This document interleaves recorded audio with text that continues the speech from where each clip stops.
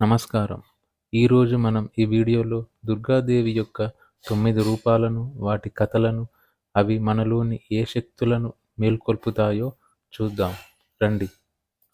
మొదటి రోజు మనం పూజించేది శైలపుత్రి దేవిని. పర్వతరాజు హిమవంతుడి కుమార్తె పార్వతీదేవి మొదటి రూపం ఇది.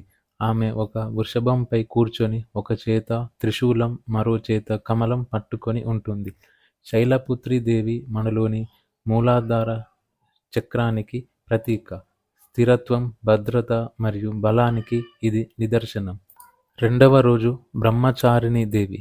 శివుడిని భర్తగా పొందడానికి పార్వతీదేవి చేసిన కఠోర తపస్సు యొక్క రూపం ఇది.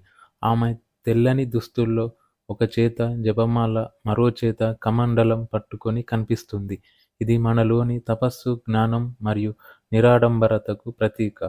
స్వాధిష్టాన చక్రాన్ని ఇది సూచిస్తుంది.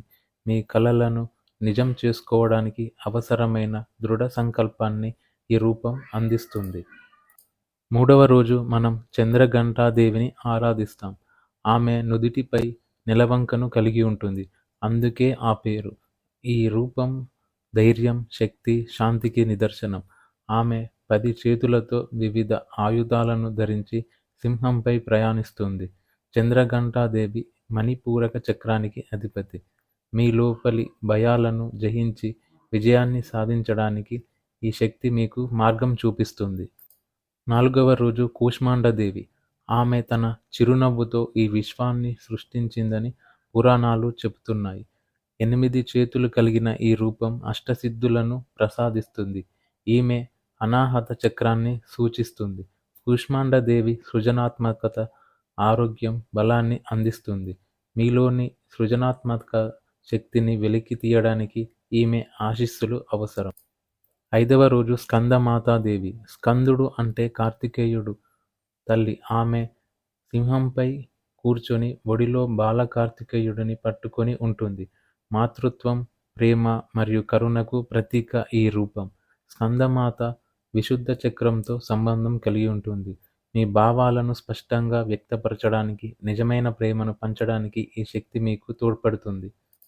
ఆరవ రోజు కాత్యాయని దేవి. మహిషాసురుడిని సంహరించిన తర్వాత ఋషుల కోరిక మేరకు జన్మించి దుష్ట శక్తులను నాశనం చేసింది. ఈమె భయం లేని శక్తికి, ధైర్యానికి మరియు విజయానికి ప్రతీక. ఆజ్ఞాచక్రాన్ని ఇది సూచిస్తుంది. మీ జీవితంలో అన్యాయాన్ని ఎదుర్కోవడానికి, సరైన నిర్ణయాలను తీసుకోవడానికి ఈ శక్తి మీకు మార్గనిర్దేశం చేస్తుంది. ఏడవ రోజున మనం కాలరాత్రి దేవిని పూజిస్తాం. చీకటి రంగు, విరబోసుకున్న జుట్టు, మెడలో మెరుపుల హారం ఆమె రూపం. కొంత భయంకరంగా కనిపించిన ఆమె దుష్టశక్తులను నాశనం చేస్తుంది, భయాన్ని తొలగిస్తుంది. ఈమె సహస్రార చక్రంతో సంబంధం కలిగి ఉంటుంది. మీలోని ప్రతికూల ఆలోచనలను, అజ్ఞానాన్ని దూరం చేయడానికి ఈ శక్తి మీకు సహాయపడుతుంది. ఆమె చీకటిని చీల్చి జ్ఞానకాంతిని నింపుతుంది. ఎనిమిదవ రోజు మహాగౌరి దేవి. శివుడిని వివాహం చేసుకోవడానికి తపస్సు చేసిన తర్వాత ఆమె శరీరం నల్లగా మారిందని, శివుడు గంగ జలంతో శుభ్రం చేయగా ఆమె గౌరవర్ణం పొందిందని పురాణాలు చెబుతున్నాయి. ఈ రూపం పవిత్రత, సౌందర్యం, శాంతికి నిదర్శనం. ఆమె శంకుచక్రం, త్రిశూలం మరియు డమరుకాన్ని ధరించి ఒక చేతిలో అభయముద్రను చూపిస్తుంది. మీలోని అంతర్గత సౌందర్యాన్ని, పవిత్రతను మేల్కొల్పడానికి మహాగౌరి దేవి ఆశీస్సులు అవసరం. 9వ రోజు మరియు చివరి రోజు సిద్ధిదాత్రి దేవి. ఈమె అన్ని సిద్ధులను ప్రసాదించే దేవత.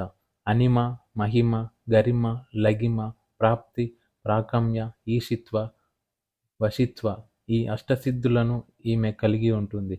ఈమె సుప్రీం కాన్షియస్నెస్కి మరియు పరిపూర్ణ జ్ఞానానికి ప్రతీక. ఈమెను పూజించడం ద్వారా అన్ని కోరికలు నెరవేరుతాయని నమ్మకం.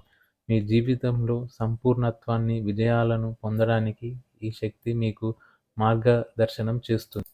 చూశారా, ఈ విధంగా ప్రతి దుర్గా రూపం వెనుక ఒక కథ, ఒక శక్తి, ఒక లోతైన అర్థం ఉంది. నవరాత్రులు అంటే కేవలం అమ్మవారిని పూజించడం కాదు, మనలోని అంతర్గత శక్తిని మేల్కొల్పడం. ప్రతి స్త్రీలోనూ నవదుర్గల శక్తి దాగి ఉందని ఈ పండుగ మనకు గుర్తు చేస్తుంది. ఈ వీడియో మీకు నచ్చిందని ఆశిస్తున్నాను. నవరాత్రుల గురించి మీకు కొత్త విషయాలు తెలిసాయని అనుకుంటున్నాను. ఈ వీడియో నచ్చితే లైక్ చేయండి. మీ ఫ్రెండ్స్‌తో షేర్ చేయండి. మరిన్ని ఆసక్తికరమైన వీడియోల కోసం మా ఛానల్‌ని సబ్స్క్రైబ్ చేయండి.